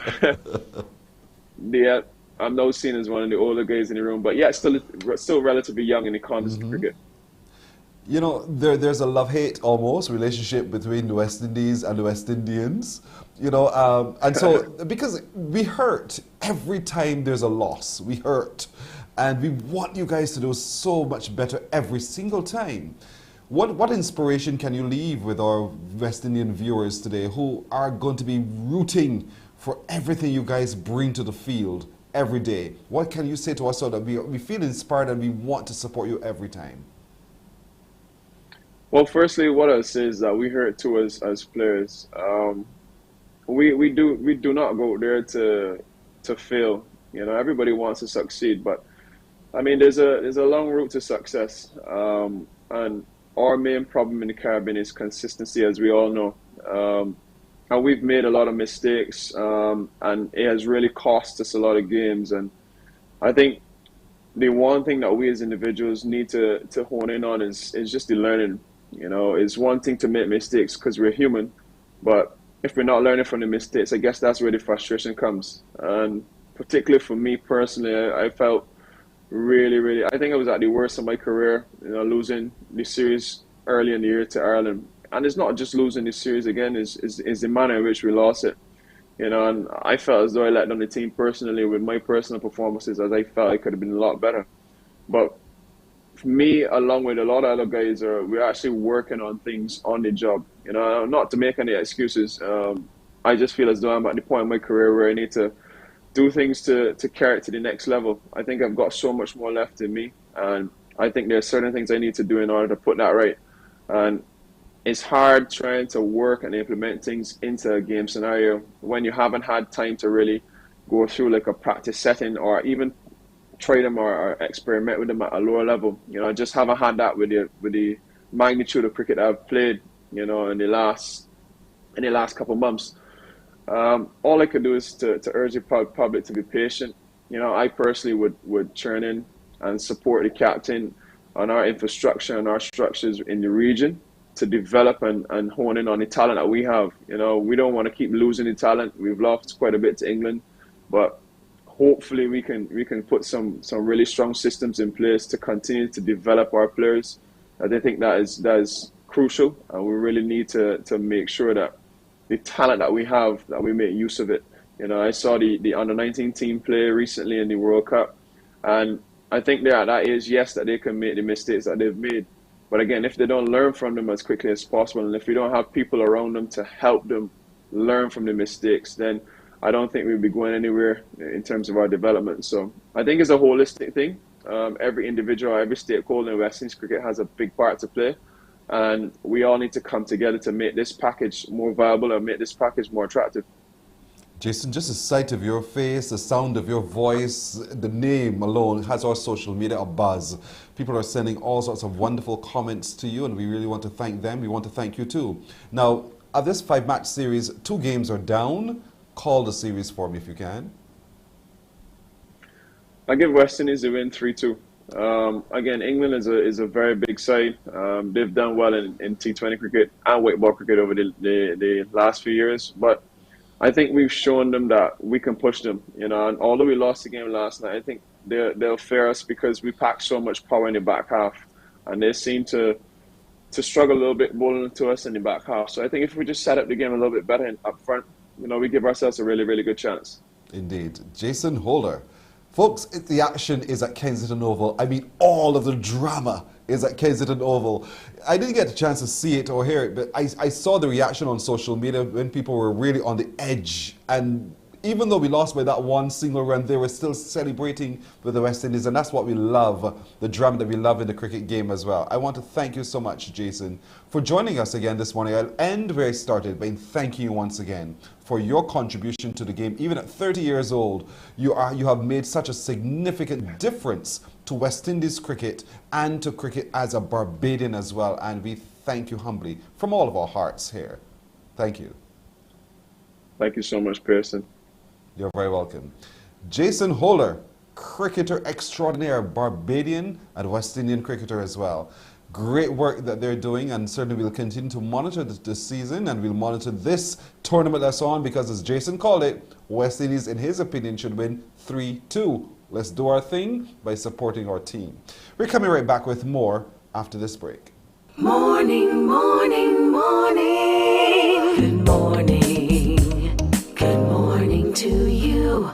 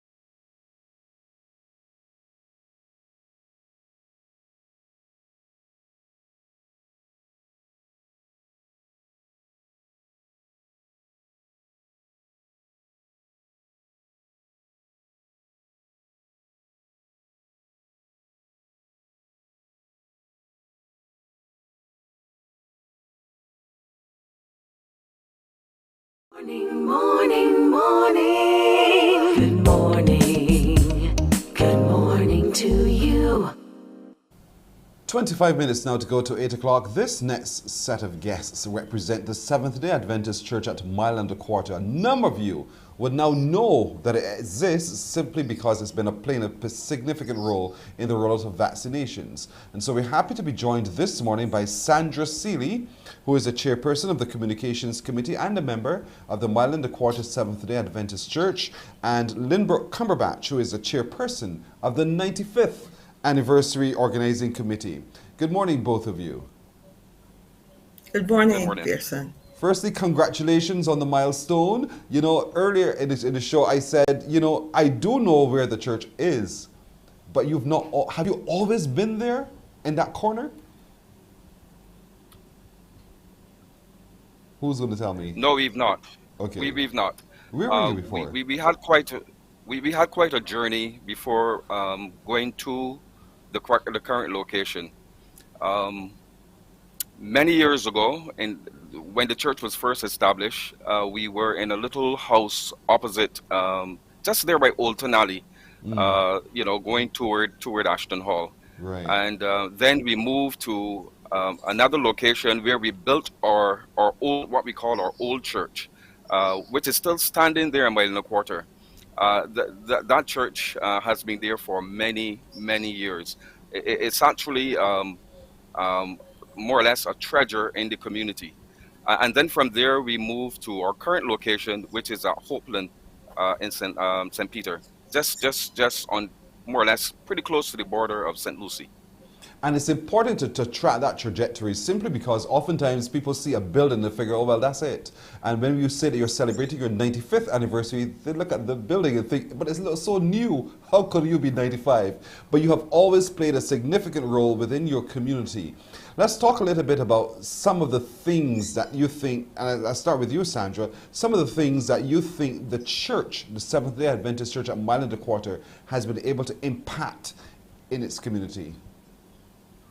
Well, it has been able to impact the community in that it's a presence, and we have our community services department. They're very instrumental in helping out with families where children are needy. We also have a feeding program which was started in 2019, but due to COVID, it was thought where the children would come from the community would come home from from school, they will come straight to the church and have a meal and then have help with their homework before going home. But due to COVID, that was kind of curtailed. Now afterwards, they were just coming and collecting the meal and leaving, and that was the last 2 Tuesdays in every month. But and also there's another program where on Sundays the food is prepared, sometimes collected for hotels, and there's also a member who prepares meals for the elderly. And the church is also involved in the soup program, where on Fridays certain members of the community collect a meal of soup. Right. And the church is also, because it's a very large community, comprising Rose Hill, Maynards, Ben Hill, Ashton Hall, Minor Court itself, Mount Brevitor. So, and I think that it is known because the members we do a lot of open air services and so on from time to time, so that helps people to know that the church is there. I love the work you do in health and, bring awareness of what we consume impacts our body and the reason why we need to take care of our temple, our body being our temple. Let's talk to you, Lynbrook, about some of the activities on the card as you mark this 95th anniversary. What are some of the milestones that you'll be marking? We are beginning on Saturday, the 29th of January, with a grand worship service at our temple over at Hopeland. We wanted to invite so many people, but because of COVID restrictions, we're limited to just about 75 persons. But the service is going to be streamed on YouTube, so you can just go to Mile and a Quarter Seventh-day Adventist Church on YouTube, and you will be able to view the service. That program is going to be an interesting program where we are going to take a view, more or less a pictorial view of our journey over 95 years, and so we'll be presenting video and photos, and we'll be giving reports of our presentations about all the pastors who would have served Mile and a Quarter Church. We are going to look at all the persons who attended Mile and a Quarter Church and have passed away. We are going to honor the memory of these people. And where possible, we are providing pictures, etc. But we are hoping that program really get us going well, so that we would have a good platform to proceed with our other programs. And then on Sunday, the 30th of January, the next day, we're going to be having an award ceremony. We are going to be awarding persons from the community who would have made outstanding contributions to our community. These are not members of our church, but we are going to be honoring those persons for what we think was outstanding or is outstanding service to our community. We are also going to be honoring persons from our church who would have given sterling service over the years as well. So those are the two programs that we are going to be starting with in the month of January. Then we are going on in February, where we will have a Wednesday night program. We'll give more details about that later, but these are some of the programs that we intend to. There are quite a few programs. We are going to be posting these programs on social media, so persons can see them from time to time and be reminded of which program they may want to attend. But it starts Saturday the 29th, so folks, if you can't be there in person, watch it online, and you can engage with the celebrations of the 95th anniversary of the Seventh-day Adventist Church at Mile and a Quarter. Sandra, however, it starts at 9:30. 9:30 in the morning? It starts at 9:30. 9:30 right. in the morning. Okay, great. Sandra, you're compiling a magazine in commemoration of this significant milestone as well. Contributions are still being welcomed. Is the magazine ready? Talk to us about the magazine.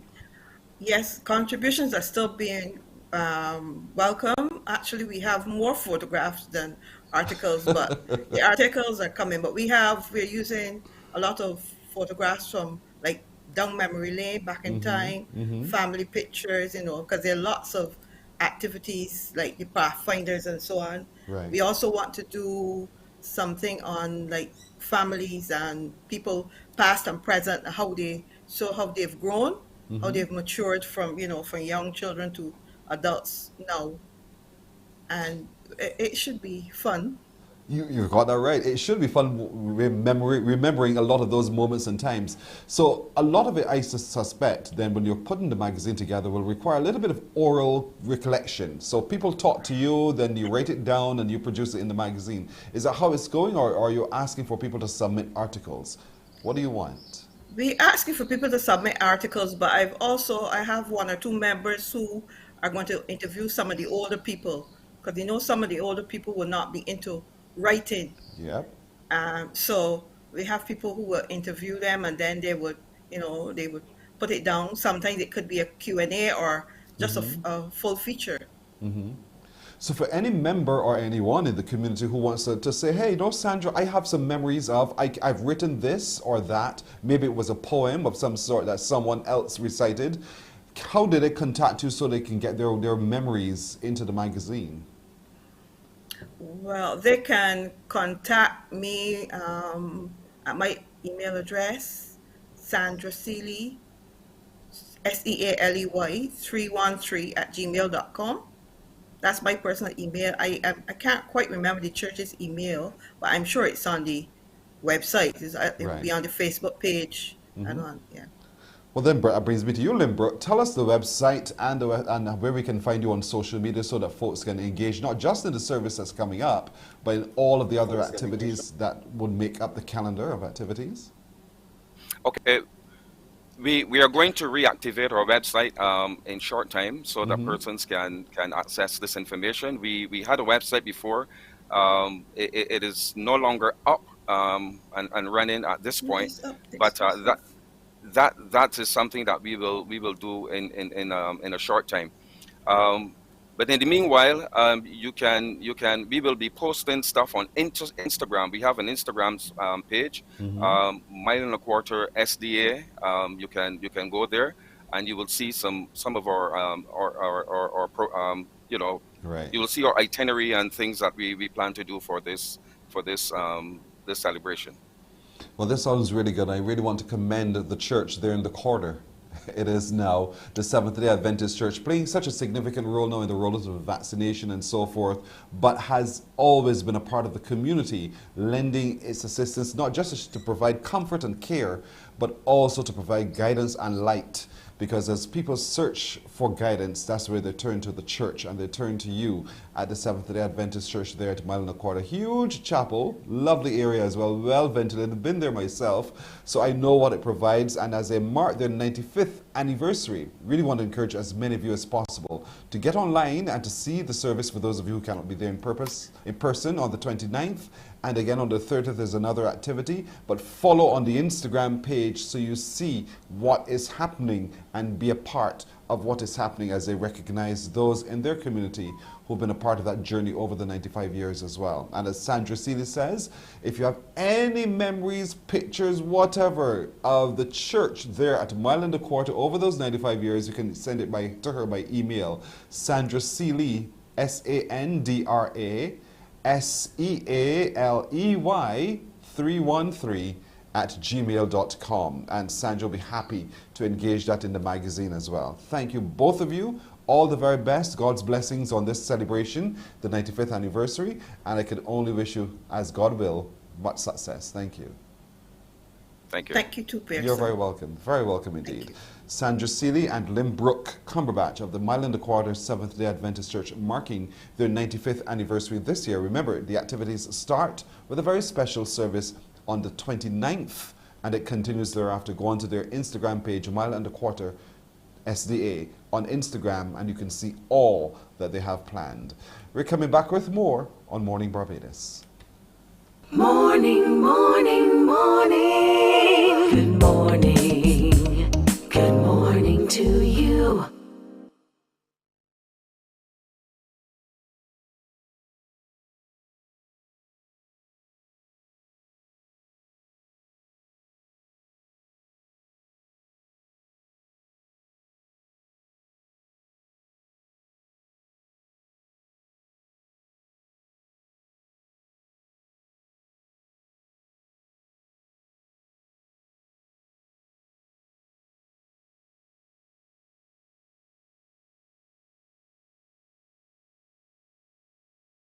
Morning, morning. Good morning.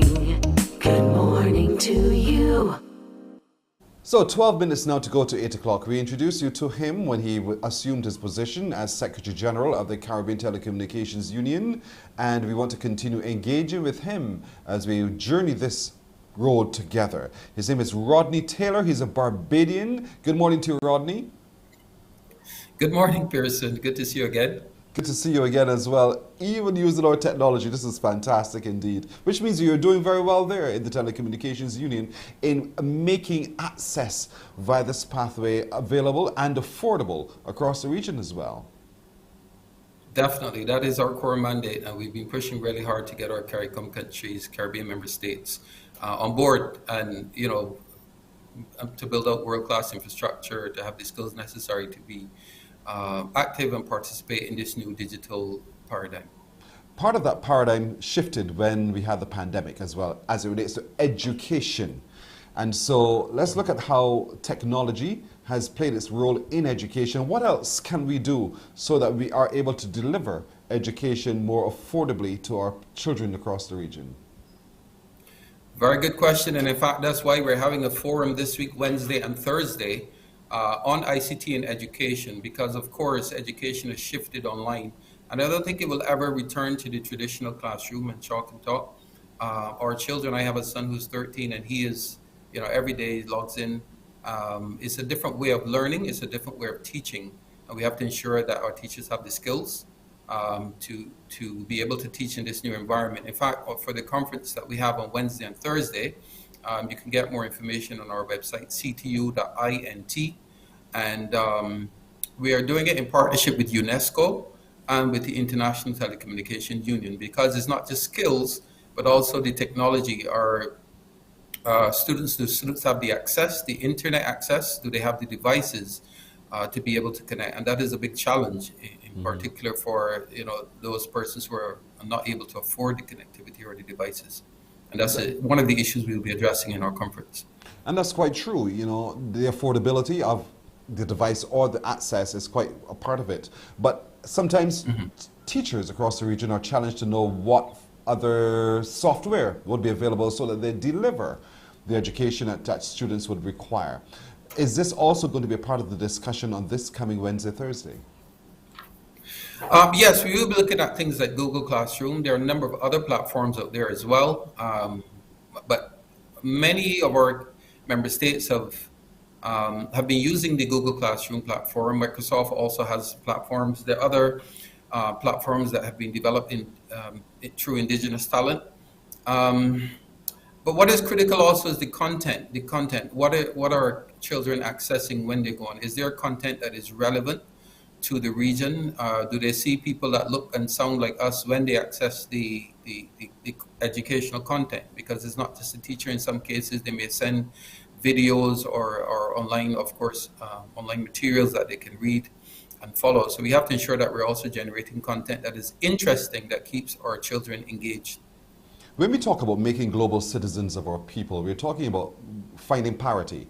It's all well and good to say I want to make a global citizen out of us. But if what we engage with is third generation from what other people engage with, are we really as equal as we'd want to be? We have some really good talent here in the region. We are behind in terms of digital skills and in some cases infrastructure, but we have some really good talent. And in fact, on Monday, and I'll take the opportunity now because I'm not sure if I'll get back on before Monday to your program, but we're also doing a webinar on the metaverse. There's a lot of talk about the metaverse and what it means for the world, but in particular for Barbados, because Barbados has sought to establish an embassy, one of the first countries to have an embassy in the metaverse, this virtual reality space. And one of the panelists we have is Mr. Alan Emptage, who developed the first search engine ever. This is before Google and Bing and all of these others, and this is a Barbadian. So we also have Gabriel Abed, Ambassador Abed, who is the Barbados' ambassador to the UAE, United Arab Emirates, one of the founders of Bit in Barbados, mobile money. So we have talent, and we just really want to generate more of that, and we can be world-class leaders in every respect. We're just joined by Michelle Garcia, who is the Marketing and Communications Specialist with the Caribbean Telecommunications Union. Michelle, good morning to you. Good morning, Pearson. How are you doing this morning? I'm doing well today. How are you doing? All is well. Great. We've just found ourselves in the metaverse. And so, as a communications specialist, explain to everyone what that mysterious term metaverse is so that we can see why it's so important that we move to that stage of engaging in the metaverse. Pearson, within recent months, the term metaverse has generated so much discussion, and it has become one of the latest technology buzzwords. And in last year, in 2021, the government of Barbados announced that they would establish an embassy in the metaverse. So this webinar, it seeks to explore the risks and the opportunities for governments and businesses in the metaverse. We will also address global policy and the regulation that is needed for the Caribbean to operate in the metaverse. Now, it is estimated that in 2025, the global metaverse market will be worth 280 billion US dollars. And this represents opportunities for wealth creation for the Caribbean. So on the 31st of January, the CTU, in partnership with the government of Barbados, primarily the Ministry of Foreign Affairs and Foreign Trade, will host a webinar on the metaverse, a Caribbean perspective. The name of the webinar, is Traversing the Metaverse, a Caribbean Perspective. And we will begin at 9 a.m. and end at 11:15 a.m. AST. And it is sponsored by Meta. Now, thus far, approximately 400 persons have registered. So yes, don't miss out on your opportunity to register. The webinar will be hosted via a virtual platform, which is called Hubilo. It is free and open to all. Please visit our website, www.ctuint, for more information. You can also follow us on Facebook, LinkedIn, Instagram, and Twitter. Live streaming will also be available on Facebook. Now, a lot of people would hear that and they think, metaverse, that's not for me. That sounds as if it's for technical people or people with money. And so they don't see themselves, or how can we reshape it so that people see themselves being active participants in the metaverse? Who's going to take that one? You want me to? I can take that one for you. And in fact, this is exactly why we have the webinar, because we want to demystify the metaverse. Okay, so that it's clear that it is not for technologists, this is not for IT specialists. If you think of it as a virtual world, and the world as we know it today is not for technologists only. You have farmers, you have artists, and in particular, it is of interest to our artists, those persons who produce music and art, and so on, because the possibility now exists to sell that in a virtual world. There's something called a non-fungible token. So you can create a piece of digital art and sell it. It's a unique piece of art. It could be worth millions of dollars. And therefore, it is definitely not a space only for technologists. And we wanted to have this webinar to be clear and to explain what some of those technical terms are, but really to look at the economic opportunities. And we have Professor Avinash Prasad who will speak to that. What are some of the benefits, especially for small island developing states? What are some of the skills that we'll need to start churning out of University of the West Indies if we are to be active participants? So it is definitely not for technologists only, and that's why we are pushing the webinar on Monday, and that's why I believe we have over 400 persons already registered. So naturally, if you have some fear about it, this is the space in which you can allay your fears, because you get the information that you're seeking. The questions will definitely be answered. It's a very involved webinar on the metaverse, Traversing the Metaverse, a Caribbean's perspective, out of which you're hoping to be able to identify those digital skills and the opportunities for people to get more up to date on those skill sets as well. You get to know more about how the metaverse works.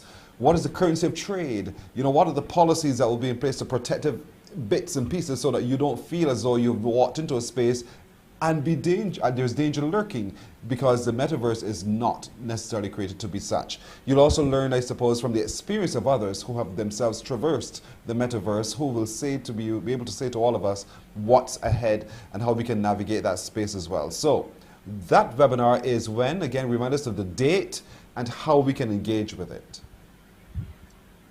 The webinar will take place on the 31st of January. And we encourage you to register via our website, www.ctu.int. It will be hosted via a virtual meeting platform, Hubilo, and registration is free and open to all. You can also follow us on Facebook, LinkedIn, Instagram, and Twitter. And if you haven't registered, we will be streaming live on Facebook as well. Mm-hmm. So, folks, the website is ctu.int, ctu.int. Learn more about the metaverse, learn more about how the metaverse can work for you. And as we develop policies and practices as well, you're part of the creation of it from the Caribbean's perspective as well. It's a wonderful opportunity, but also coming up this Wednesday and Thursday, an opportunity to look at ICT in education as well. Go to the same website, ctu.int. It's again accessible to practitioners of education and other policymakers as well. It's going to be great. A whole list of speakers very well versed in their respective areas will be engaging with you when you come online for that as well. So I want to thank you, Rodney, and I want to thank you, Michelle, as well, for joining us from the Caribbean Telecommunications Union, showing us the work that you're continuing to do and how it can benefit us in the region as well. Thanks, both of you. Thank you. Thanks for having us on. Appreciate You're very it. welcome. Yes, You're very thank welcome. you. Appreciate Rodney it. Taylor, who is the Secretary General of the Caribbean Telecommunications Union, and Michelle Garcia, Marketing and Communications Specialist. That's it for today, everybody. Thank you so much for keeping company with us. For my production crew of Nadia Foster, Ruel Ford, Michael Sobers, and Tamisha Green, we do look forward to seeing you again tomorrow. Thank you. See you then. Wake up, wake up, wake up, wake up. Barbados, get up. Good morning.